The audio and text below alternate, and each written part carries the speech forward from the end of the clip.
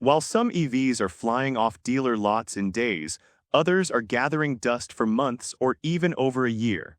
High prices, limited range, reliability headaches, and fierce competition have left these 9 electric cars rotting on showroom floors across the country. Here are the models dealers simply cannot move. Number 9. Nissan Ariya. On paper, the Nissan Ariya had everything it needed to succeed, but American buyers have responded with a deafening silence that dealerships can no longer ignore. CarEdge reports a staggering market day supply of 630 days for the 2026 Ariya, meaning it would take nearly 2 full years to sell through the existing on-lot inventory at the current sales pace. That figure is more than 10 times the national average of 60 days. Over the past 45 days, just 10 Ariya units have sold nationwide, a catastrophic number for a vehicle that was supposed to be Nissan's flagship electric SUV. TrueSpot estimates approximately 250 or more days of supply, and some regional markets are even worse. Starting at $39,000 with an EPA estimated range of up to 289 miles, the Ariya is not a bad vehicle on its own merits. The problem is that it launched into a segment overflowing with stronger competitors at similar or lower prices. The Hyundai Ioniq 5, the Chevrolet Equinox EV, and the Tesla Model Y all offer more range, faster charging, better brand recognition, or lower sticker prices. Nissan's dealer network has been forced to stack incentives just to generate foot traffic, yet buyers continue to walk past the Ariya on their way to something else. Depreciation is devastating, with CarEdge projecting the Ariya will retain only 36% of its value over 5 years, ranking it 378th out of 401 vehicles. Nissan has reportedly discontinued the Ariya for the US market, a quiet admission that the car simply could not find its audience in the most competitive EV landscape in the world. Number 8. Fiat 500e. The Fiat 500e is an undeniably charming city car, but charm alone cannot sell a vehicle that American buyers have overwhelmingly rejected.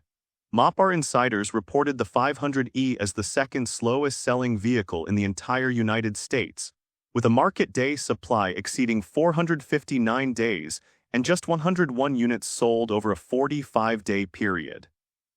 Fiat paused production at its Murraferi assembly plant in Italy specifically because American dealers could not move existing inventory, and the situation has not improved heading into August 2026. The root of the problem is a fundamental mismatch between product and market.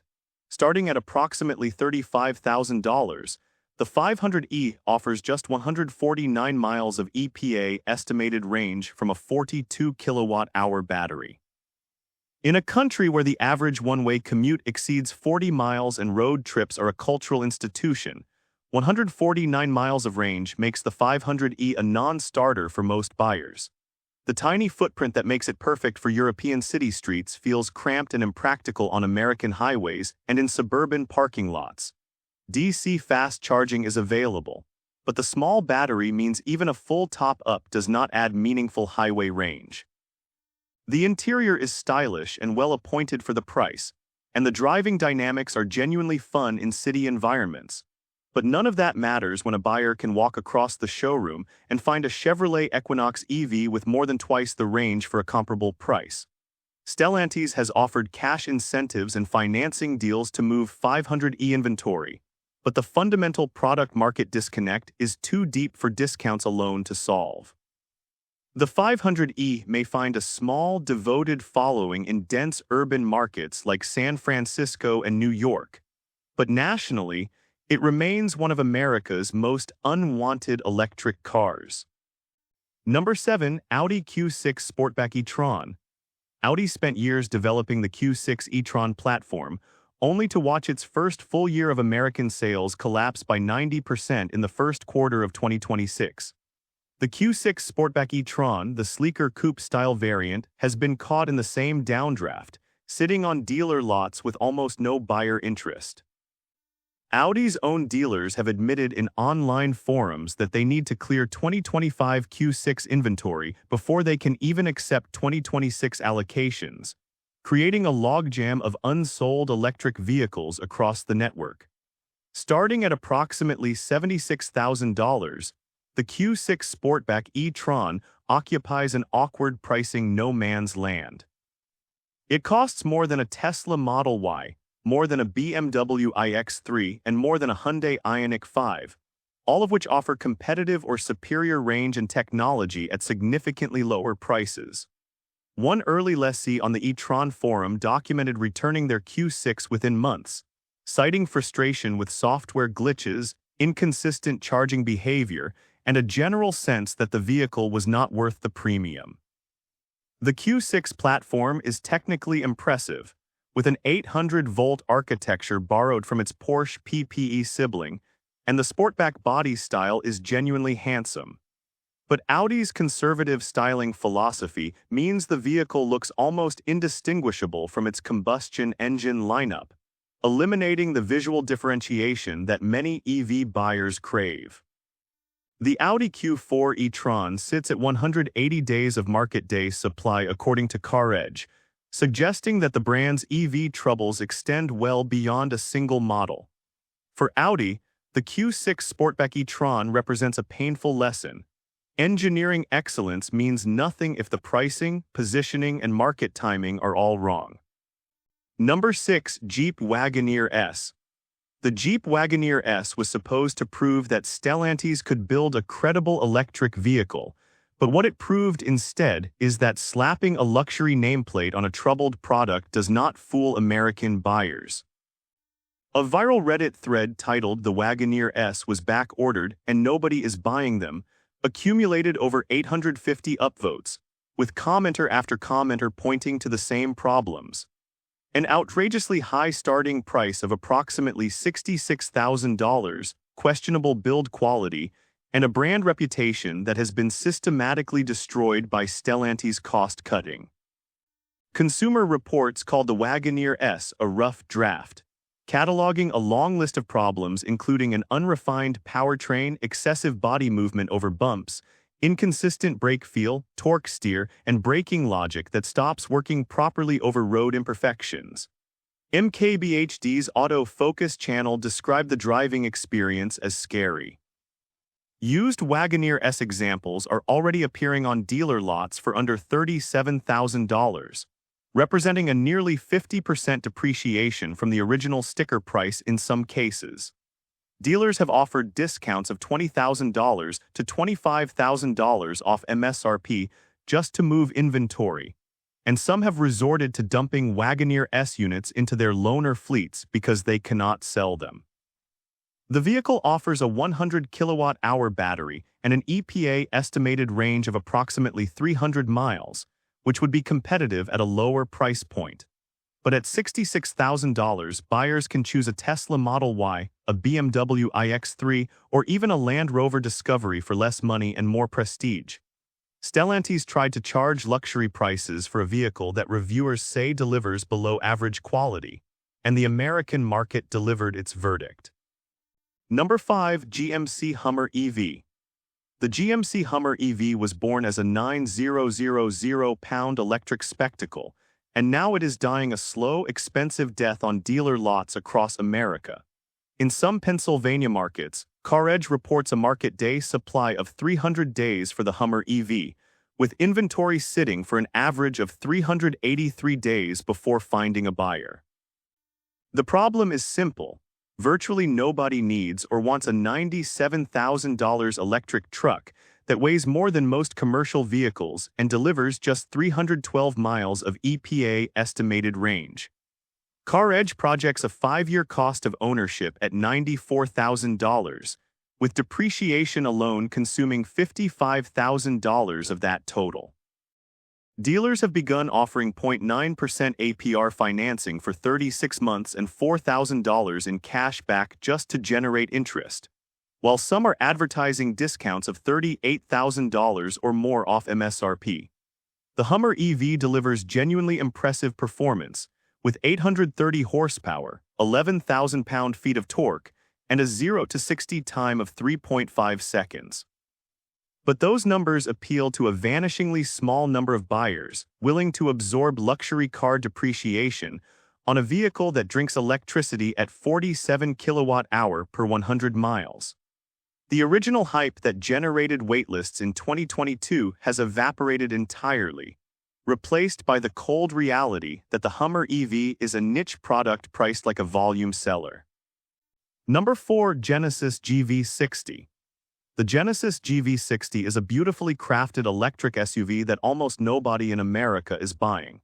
Good Car Bad Car sales tracking shows just 485 units sold in 2026 through mid-year, a dismal figure that represents a continued decline from 1,900 units in all of 2025, 2,800 in 2024, and a peak of 3,400 in 2023. One Genesis forum user summed up the situation bluntly. With only 1,800 GV60 units sold per year in the United States, it is fair to question whether Genesis can maintain a vehicle with such catastrophically low volume. Starting at $52,000, the GV60 offers an EPA estimated range of 282 miles, 314 horsepower from a dual-motor all-wheel drive system, and a cabin that rivals anything from established luxury brands at twice the price. The problem is not quality. Genesis consistently earns praise for interior materials, build precision, and ride refinement. The problem is awareness and positioning. Genesis as a brand remains invisible to most American luxury buyers, and the GV60's compact dimensions and unusual styling have failed to attract the mainstream crossover audience that drives EV sales volume. Dealers, where they even exist, are few and far between, and many prospective buyers report never having seen a GV60 in person before visiting a showroom. The vehicle competes directly against the Tesla Model Y, Hyundai Ioniq 5, and BMW iX3, all of which offer stronger brand recognition, wider service networks, or lower prices. Genesis offers a generous 5-year, 60,000-mile basic warranty and a 10-year, 100,000-mile powertrain warranty that covers the battery. But even the best warranty in the business cannot sell a car that buyers do not know exists. Number 3. Audi Q4 Sportback e-tron. The Audi Q4 Sportback e-tron is trapped in a pricing paradox that has made it one of America's most chronically slow-selling electric vehicles. CarEdge reports a market day supply of 180 days for the Q4 e-tron lineup, 3 times the national average, and the Sportback variant fares no better. As far back as mid-2024, the Q4 Sportback e-tron was already sitting at a 238-day supply, with just 287 units sold over 45 days. 2 years later, the situation has barely improved. Starting at approximately $59,000, the Q4 Sportback e-tron offers an EPA estimated range of 251 miles, a figure that underwhelms in a market where competitors like the Tesla Model Y, Hyundai Ioniq 5, and Chevrolet Equinox EV deliver 300 or more miles for tens of thousands of dollars less. The Sportback body style sacrifices rear headroom and cargo space for a sloping roofline that provides marginal aerodynamic benefit, but significantly reduces practicality. American buyers shopping in the $60,000 range expect either luxury-level range or luxury-level space, and the Q4 Sportback delivers neither. Audi's infotainment system has drawn criticism for its complexity and occasional bugginess, and the charging speed on the 400-volt platform is noticeably slower than the 800-volt systems found in Hyundai, Kia, and Porsche EVs. The brand's dealer network provides excellent service capability, and the interior materials meet the high standard Audi is known for. But in a market moving rapidly toward longer range and lower prices, the Q4 Sportback e-tron feels like a vehicle designed for a European reality that does not apply in the United States. The deals are impressive for buyers who can live with the range, but the sales numbers make clear that very few are willing to make that compromise. Number 2. Mercedes-Benz EQS. The Mercedes-Benz EQS was supposed to be the electric S-Class, the pinnacle of luxury EV motoring, but in August 2026 it sits as the 8th slowest selling car in America on the CarEdge rankings, with a market day supply of 243 days. Drive Match data for August paints an even bleaker picture at 246 days. Over the past 45 days, just 59 units have been sold nationwide, making the EQS one of the absolute lowest volume vehicles in the country regardless of powertrain type. There are 318 units physically sitting on dealer lots right now, and at the current sales pace, it would take well over 8 months to clear them. Starting at an average transaction price of $112,000, the EQS occupies a price stratosphere where competition is fierce and expectations are absolute. At that price, buyers can choose a fully loaded Tesla Model S, a Porsche Taycan, or a BMW i7, all of which offer comparable or superior performance, range, and technology with stronger resale values.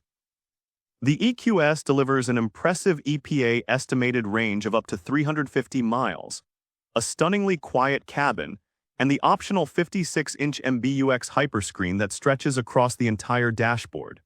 But the vehicle's unconventional jelly bean exterior styling has polarized buyers, and Mercedes' decision to lock certain features behind subscription paywalls has generated significant backlash from the luxury audience it targets.